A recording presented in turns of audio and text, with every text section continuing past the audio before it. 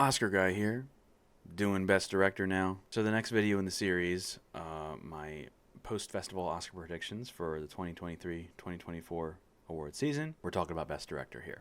So, look, man, I got Killers winning.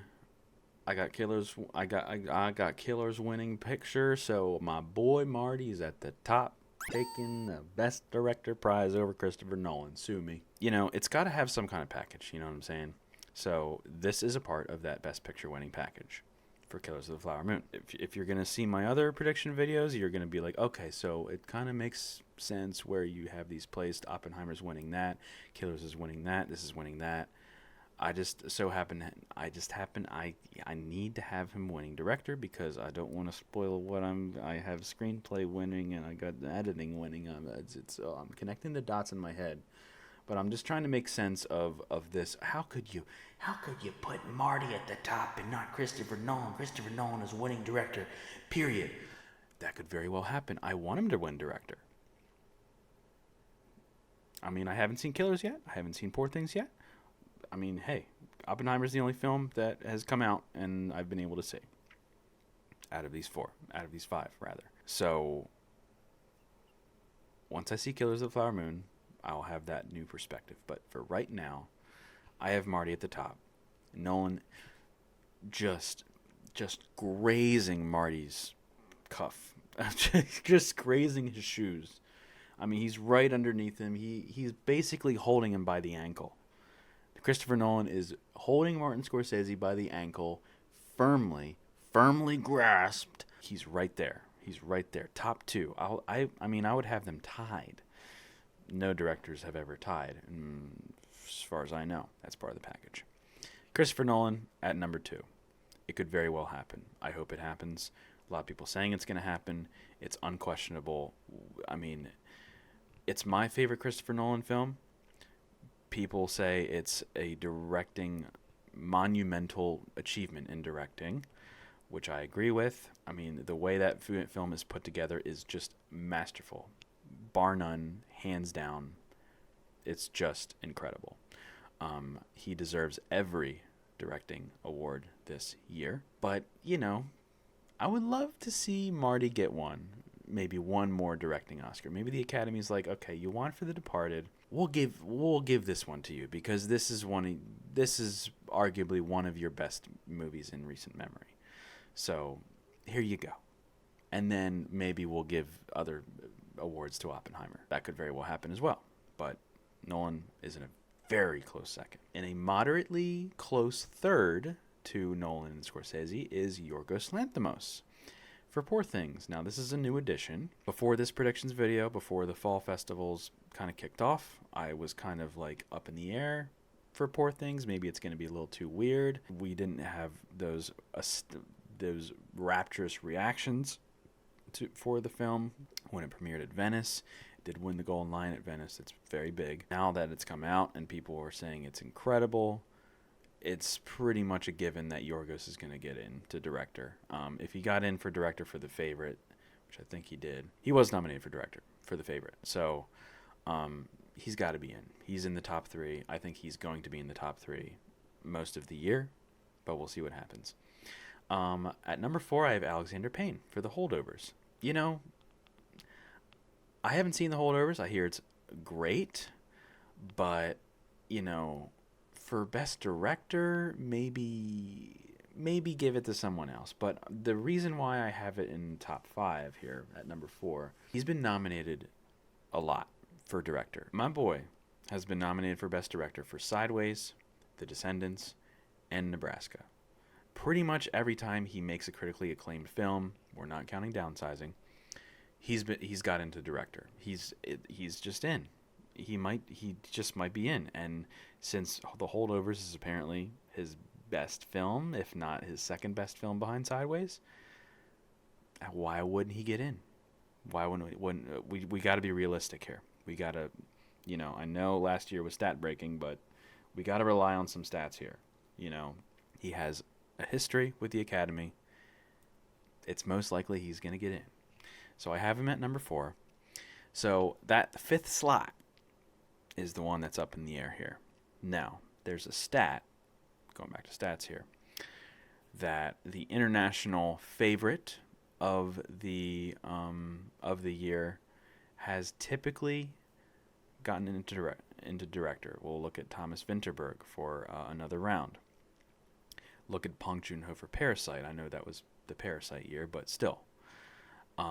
Look at last year with Ruben Östlund for Triangle of Sadness, and he was not really nominated for a ton of precursors at all, even, and he got into the Oscars. So now that Anatomy of a Fall is out of the international feature race, is that technically considered the international pick, or is it the zone of interest? The most acclaimed aspect of that film, arguably, is the vision and the directorial achievement and the artistic achievement of that film, under the watchful eye of Jonathan Glazer, who's never been nominated, but is a very acclaimed director. And maybe this is the time where he will get his due, where he gets an Oscar nomination. I could see it happening, and I have him at number 5 because of that. Justine Triet, it's very possible, even though, that international feature thing kind of makes things a little hairy and a little unclear and a little hazy. Any other adjectives I'd like to use? No. Maybe it could happen for Justine. A female director nomination is always fantastic. I would love to see it, but for right now, I see her just barely missing. It's crazy. And of course we got Greta Gerwig, Barbie. I've moved her up a little bit. I think people might be underestimating Greta Gerwig, since Barbie is just going to be a big presence at the Oscars. I'm sure maybe she'll be the surprise. I'd like to see it, but it's a tight race. Best Director is a very, very tight race this year. So I have her missing. I do have her at number 7. Most people have her even lower than this.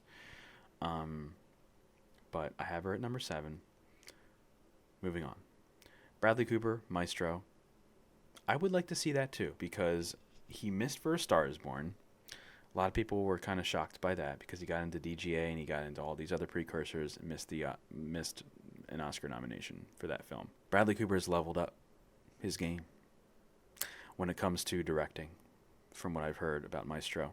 A lot of people say that it's just not going to happen, even though it's a finely directed film. I don't know. I haven't seen the film. How many times am I going to say that? I haven't seen the film. Could happen. Doubtful, but we'll see. Celine Song, Past Lives, another female director under Below the Line. It's kind of criminal, man. Past Lives was her first movie. Past Lives was her first movie. You watch that movie and you're like, how? Is this your first movie? It's so incredibly directed. She deserves a best director nomination, in my opinion, but I just don't see it happening. But she is 100% this year's Charlotte Wells for Aftersun. It's going to sweep the first-time directors category. Maybe she'll get into some precursors here and there, maybe some critic circles, and then miss the Oscar nomination. I think that is the same path that she is headed, that Charlotte Wells path. We'll see. We'll just have to see what happens.